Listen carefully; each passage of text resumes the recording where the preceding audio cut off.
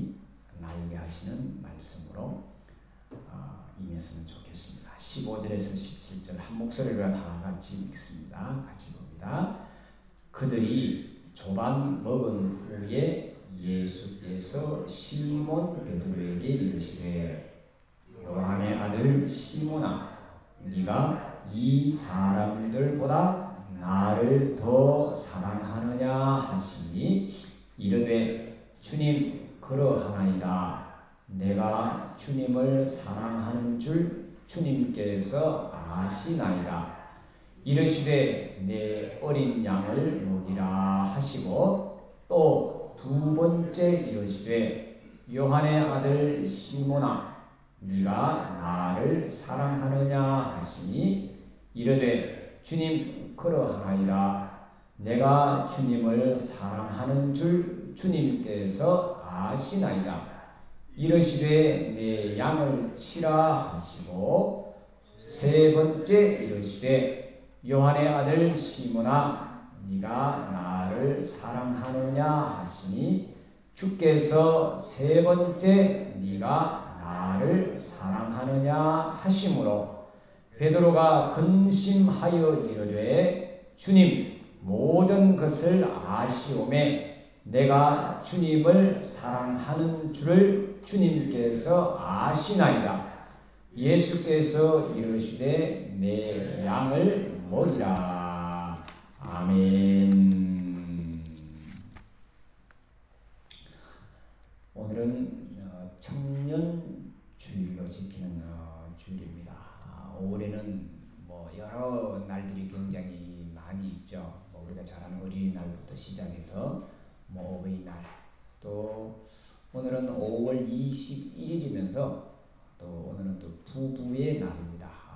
둘이 하나다 이래서 그렇게 또 몇 년 전부터 또 이렇게 날을 정해서 지키는 그런 날이기도 합니다. 우리가 청년이라 하면 보통 이제 20, 30대를 이야기를 하고 나이적으로, 그리고 40, 50대는 이제 중년으로 넘어가는 그런 나이고요. 또 60대가 넘어가면 이제 노년에 접어드는 그런 나이다. 이렇게 이제 육체적인 그런 나이를 이렇게 보통 우리가 알고 있는데 요즘은 그게 좀 많이 바뀌었죠. 우리 시대별로 다르고 또 지역별로 다르고 저 시골에 가면 이 청년 회장이 대부분 이제 60대 후반이 청년 회장을 하고 있고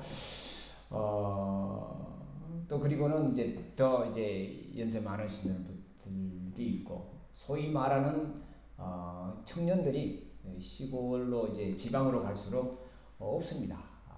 굉장히 20, 30대는 이렇게 찾아보려고 해도 40, 50대까지도 거의 없는 그런 형편입니다. 그럼 그 사람들이 다 어디가 있느냐? 지금 다 이제 이 서울에 다 있죠. 그래서 굉장히 이 불균형이 심화되어 있는데 청년 주일에 청년이 무언가를 우리 한번 다시 찾아봤으면 좋겠어요. 청자는 이제 아주 이 푸르다는 그런 뜻이고 힘이 있다는 그런 뜻이고, 또 청년하면 가장 큰 특징이 무엇이든지 도전하는 자이고요. 또 실패를 두려워하지 않는 자이고요. 넘어져도 다시 일어나는 자가 청년입니다. 제가 이제 그 주보 뒤에 칼럼에도 이렇게 적어 놓았습니다만, 청년이라는 의미는 도전하는 사람이고 꿈이 있는 사람이고, 또 그것이 그 결과에 상관없이 지금 이제 달려가는 사람입니다. 그리고 어떤 실패와 또 어떤 고난도 두려워하지 않는 그 소위 말하는 불굴의 정신을 가지고 있는 자들이 이 청년입니다. 오늘 우리가 같이 읽은 이 성경은 사실은 요한복음 20장에서 끝이 나죠. 한번 찾아볼까요? 정말 그런지 안 그런지.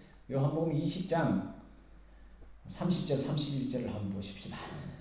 이렇게 기록합니다. 성경은 이렇게 끝이 납니다. 제가 읽어볼게요. 예수께서 제자들 앞에서 이 책에 기록되지 않은 다른 표적도 많이 행하셨으나 오직 이것을 기록하면 너희로 예수께서 하나님의 아들 그리스도를 믿게 하려 하며 또 너희로 믿고 그 이름 힘입어 생명을 얻게 하려 함이니라 하고 딱 결론을 내렸습니다.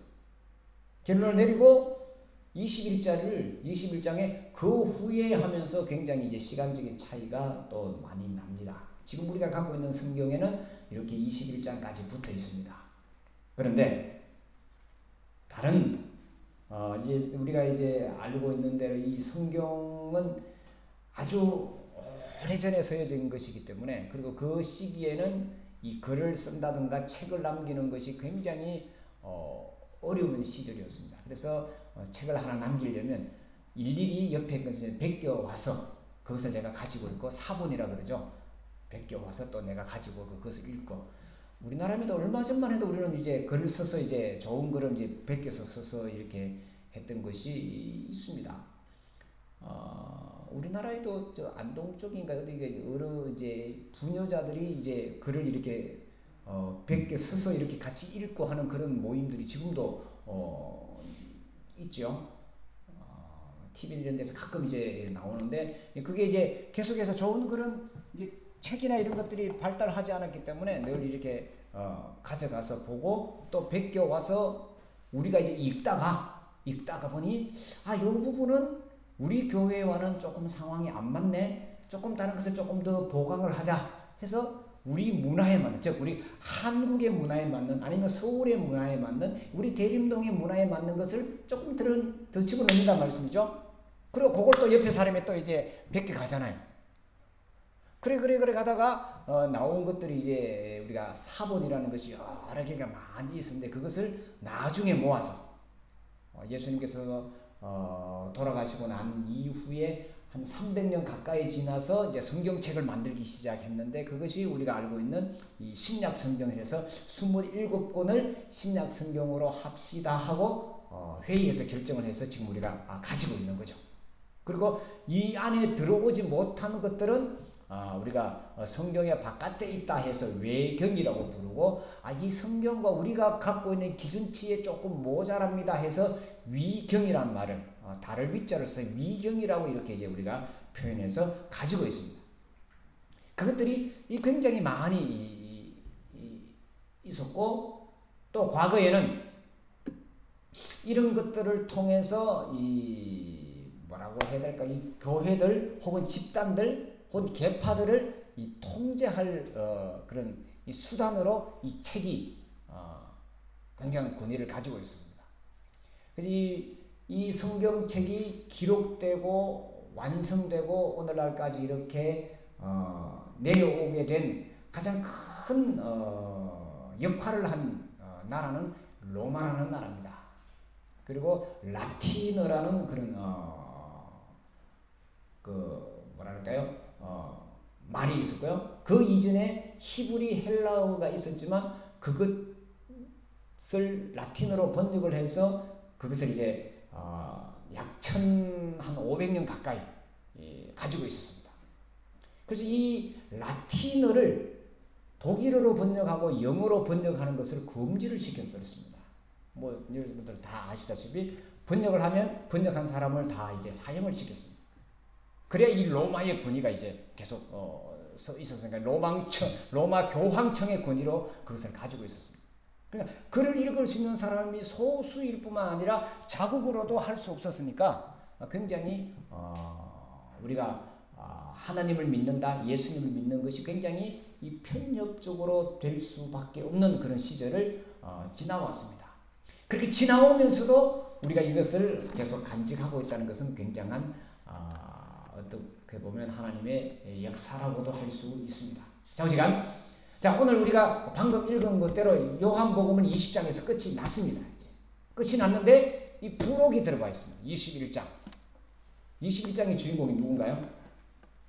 우리가 방금 읽은 베드로죠. 베드로를 세우기 위해서 21장이 생겨났는데 왜 베드로의 이 회복이 필요했을까? 아마 이 21장에 기록된 이때는 아마 베드로도 죽고 없을 때고 다 모든 제자들도 다 돌아가시고 없고 몇백 년 후에 이 것이 생겨났을 겁니다. 아는 대로 우리가 로마에 가면 가장 큰 성당이 있는데 누구 이름으로 지어져 있나요? 베드로 성도죠. 베드로 성당이죠. 지금 교황청이 있는 것이 베드로 성당입니다. 자, 그런데 초기의 기독교는 누구의 중심으로 이렇게 이 전도가 됐나? 우리가 사도행전을 보면 그때 주인공이 누구예요? 바울이죠. 우리가 아는 대로 바울 중심으로 이미 모든 교회, 모든 이제 이 교리, 예수님에 가는 것이 굉장히 성황을 했습니다. 왜냐하면 바울이 전도하는 그곳은 그래도 유대나 이쪽보다 핍박이 덜했습니다. 그래서 바울은 전도를 하러 다니는데 외국인들은 바울의 말씀을 다 받아들였습니다. 우리가 사도행전 읽다 보면. 근데 누가 바울을 반대한 거예요? 유대인들이 반대했잖아요. 외국에 사는 유대인들이 저 바울을 잡아서 어디까지 끌고 가나요? 예루살렘까지 끌고 가잖아요. 로마까지 끌고 가고 막 이렇게 해서 바울을 아주 못살게 굴었는데 이 바울이 이미 모든 것들을 다 형성하고 난 이후에 이 복음서라고 그럴까 예수님의 직접 예수님의 말씀을 들은 자들의 이 말씀들이 이제 전해지기 시작을 했습니다. 모든 사람들 다 죽고 난 뒤에 바울의 이야기와 또 예수님의 제자들의 이야기가 이제 서로 충돌 아닌 충돌을 하게 됩니다. 충돌을 하니까 이걸 절충을 할 필요가 있잖아요. 왜냐하면 예를 들면 지금 우리나라에는 여러 교단들이 다 들어와 있는데 우리가 이제 우리 교단은 대한민국 장로회 통합적 교단이고 장로회 중에서도 통합측이 있고 합통측이 있고 고신측이 있고 또 뭐 대신측이라는 데도 있고 저도 장로교 교단이 다 몇 개인지를 모릅니다. 제가 알고 있는 것까지는 64개인가 그랬는데 지금도 아마 또 계속 이 교단은 이 분리가 되고 있습니다. 거기다가 또 뭐 성결교니 뭐 우리가 아는 대로 성락교회 쪽 성결교회가 있고 또 다른 성결교회가 있고 순복음도 이 지금 여의도 쪽이 있고 또 다른 쪽이 있고 이게 다 이렇게 나눠져 있습니다. 그 나눠져 있는 그것은 사람들이 즉 정치적인 문제로 나눠진 거죠. 그런데 우리가 정통이라고 생각하는 이 교단들 심지어 우리가 이단이라고 하는 그런 사람들도 똑같이 가지고 있는 것은 뭡니까? 이 성경책입니다. 이해가 되시죠? 여기에는 합의를 했다는 거죠. 이것을 벗어나지 않고 이 안에서 심지어 요즘 굉장히 이제 비난을 받는 이 JM에서도 이 성경을 근거로 해서 그렇게 들고 있단 말이에요.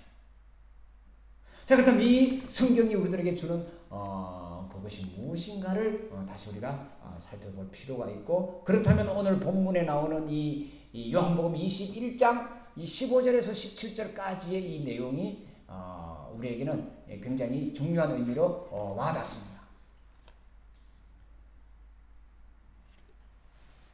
바울에 의해서 지금 이제 교회가 굉장히 크게 세워졌는데 그 바울의 교회는 바울이 전도한 그 교회는 예수님의 제자들의 가르침이나 예수님의 제자들이 들었던 그것과는 조금 차원이 다른 즉 예수님이 왜 십자가를 지셨는가에 초점을 맞춰서 됐습니다. 그래서 예수님께서 우리 죄를 대속해서 돌아가셨고 십자가의 그 피로 인해서 우리가 구원함을 얻는다. 즉 구약의 짐승으로 제신 제사를 지내던 것이 예수의 피로 다 깨끗하게 끝났으니까 구약의 제사가 필요 없고 이제 예수님만 믿으면 된다라고 가르쳤습니다.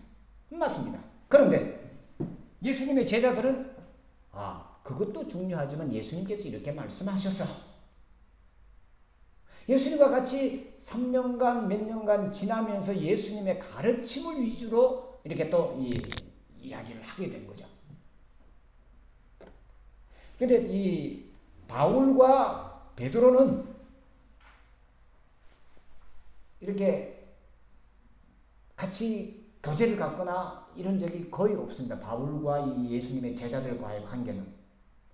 근데 바울도 죽고 베드로도 죽고 다 죽은 상황에서 아무도 없는 그런 상황에서 이제는 교회는 점점점 커지고 있는 상황이잖아요. 이쪽 교회도 커지고 저쪽 교회도 커지고. 그럼 나중에 어떻게 될까요? 또 다툼 아닌 다툼이 일어납니다. 누구의 말이 옳으냐. 이 성경을 마지막으로 성경으로 합시다고 결정을 낼 그때까지는 계속 다툼이 있었다는 거죠. 그리고 이걸 성경으로 합시다 하고 결정을 하고 난 이후 모든 다른 책들은 다 불태웠습니다. 다 불태우고 또 그것을 그래도 고집하는 사람들은 교회에서 쫓아내고 또 교회의 힘이 점점 더 커졌을 때는 그런 사람들을 화형에 처하고 사형에 처해 왔더랬습니다.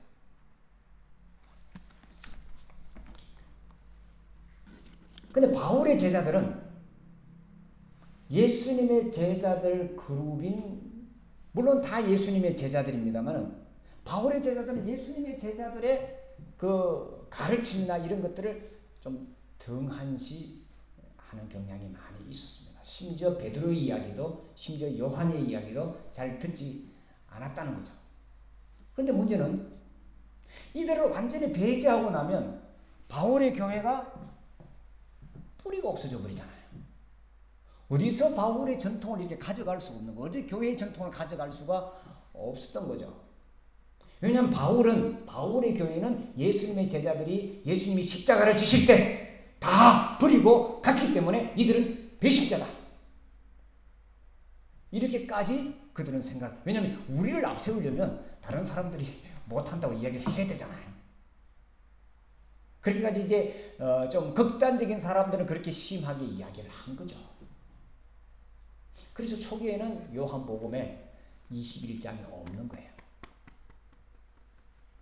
그래서 세월이 더 지나가면서 가만히 있어봐. 베드로도 빼버리고 요한도 빼버리고 다 빼버리면 그럼 예수님이 누구에게서 말씀을 전하고 예수님의 직접적인 말씀을 우리가 어디서 듣지? 중간에 빠져버리니까 그러니까 나와 반대되는 사람을 다 빼고 나니 내 모양도 좀 이상하게 돼버리는 거죠. 그렇지 않나요? 저 사람 이래서 싫고 저래서 다 빼고 나면 아무도 안 남죠. 결국은 나도 무너지는 거죠. 이런 예가 정확할지 모르겠습니다만은 제가 이제 가끔 이제 잘 보는 이제 TV 프로 중에 자연의 철학자라는 그런 이제 금요일 저녁 8시쯤인가요? 하는 그런 이 프로가 있는데, 이제 농사를 지으면서 이제 살아가는, 그러니까 나는 자연인이다와는 또 다른 그런 차원의 어떤 그런 이제, 근데 거기 보면 이 돌담을 쌓는 그런 분의 이야기가 나왔어요. 그래서 그 돌담 쌓는 분의 그 주제가 뭐냐면, 못난 돌도 꽃이여라, 이런 제목으로 이렇게 좀 혹시 보신 적 있으면, 거기 보면 둥글둥글한 돌, 예쁜 돌들은 참 이렇게 돌담을 쌓기가 참 힘들다는 게, 동글동글해서 이게 잘 굴러 떨어지는데, 못난 돌들은, 뭐가 있고 못생긴 것들은, 못생긴 것들이 서로 얽으면서 담이 된다는 거죠. 근데 잘생긴 것이나 못생긴 것이나 자연 돌에서 모든 돌담을 하나 이루어가듯이 우리 인생도 잘난 사람도 필요하고 못난 사람도 필요하고 삐죽한 사람도 필요하고 빼죽한 사람도 필요하고, 그래서 한 사회를 이루어나가고 한 가정을 이루어나가고 한 교회를 이루어나가더라. 그것을 이제 거기서 이제 이야기하는 것을 제가 보고 그렇지? 그럼 이제 말씀을 준비하면서 그렇지. 바울이 굉장히 위대하고 굉장한 역할을 한 사람임에도 불구하고 바울 혼자만은 예수를 올바르게 나타낼 수 없는 거죠. 그렇다고 이 사람 혼자만 아니라는 거죠. 그래서 베드로의 회복 이야기가 들어가는 거예요. 이것이 역사적인 사실이었든 아니든 그것은 우리가 다음에 생각을 해보도록 하고, 좌우지간 예수님께서 베드로를 찾아와서 다시 회복시켜 주셨다는 거죠. 베드로는 어떤 사람이었습니까? 예수님을 처음 만났을 때 가장 열정적인 사람이었잖아요. 이름이 뭐였어요? 반석이죠. 반석같이 돌멩이처럼 단단하게 그리고 그 모든 것이든지 저돌적으로 제일 앞장서서 나갔던 사람이잖아요. 심지어 뭐까지 했나요? 경험을 물 위로 걷는 경험까지 했습니다. 결국 빠지긴 했지만. 그리고 마지막에 예수님을 잡으러 사람들이 왔을 때 칼을 빼서 그냥 휘두를 정도로 굉장히 용감한 사람이기도 했습니다. 근데 예수님께서 십자가를 지실 때 그가 예수님을 모른다고 어떤 마음에서 그랬는지는 우리가 이해를 할 수가 있죠. 지금 나도 만약에 한편으로 가면 예수님과 같은 똑같은 그 두려움, 그것 때문에 예수님을 부인하게 되죠. 이것이 가장 베드로의 흠이라면 한 가지 흠이었습니다. 아마 베드로는 이것을 끝까지 이야기했을 것 같습니다. 설교를 하면서.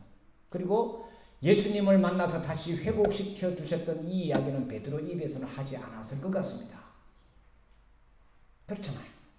여기 지금 많은 제자들이 있는데도 불구하고 다른 제자들 입에서 이렇게 나온 거지. 베드로가 직접 예수님이 다시 나를 찾아와서 다시 회복시켜 주셨다. 이렇게 이야기를 하지 않죠. 안 하죠. 왜냐하면 예수님이 베드로에게 해주신 이야기 때문입니다. 예수님 베드로에게 다시 찾아와서 뭘 이야기하나요? 한 가지만 묻죠. 너가 이 사람들보다 나를 더 사랑하느냐. 여기 많은 사람들이 다 사랑한다. 근데 네가 이 사람들보다 한 걸음 더 나를 사랑하느냐? 이 말은 뭐예요?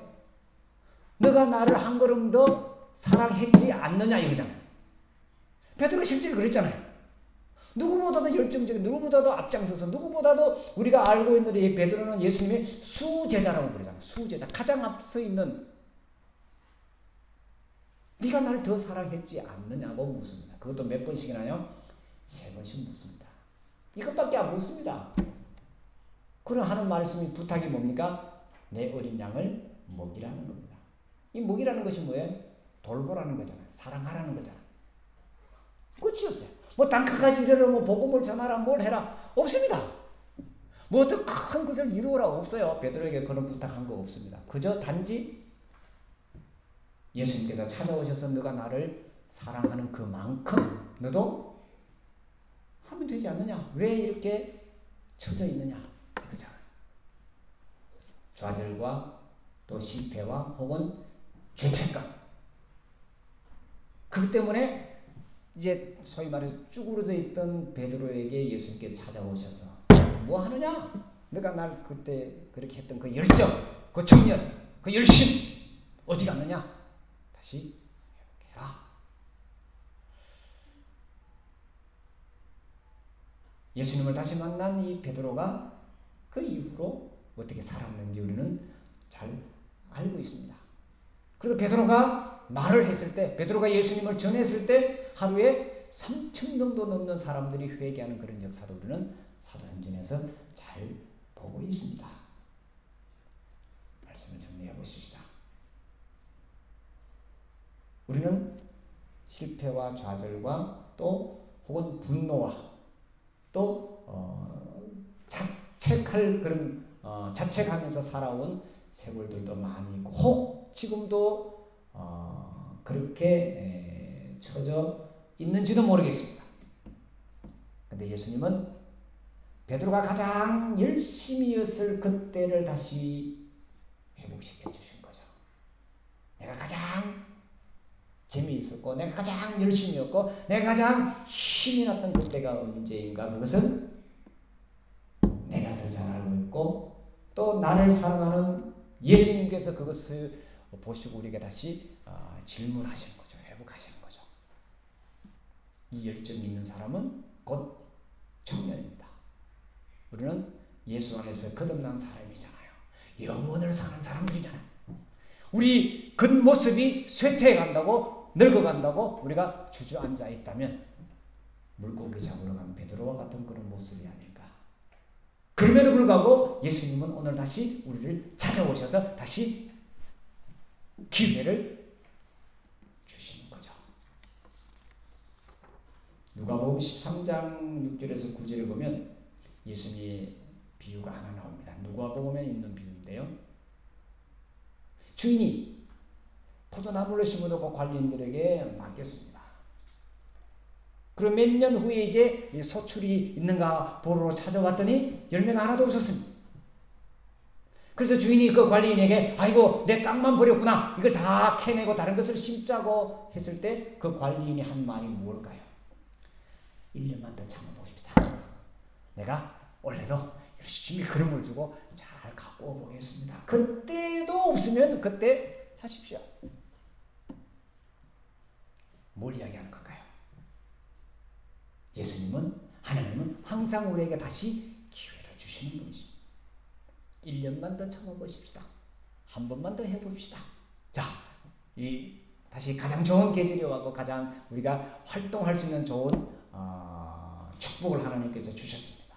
한 번만 더 힘을 내서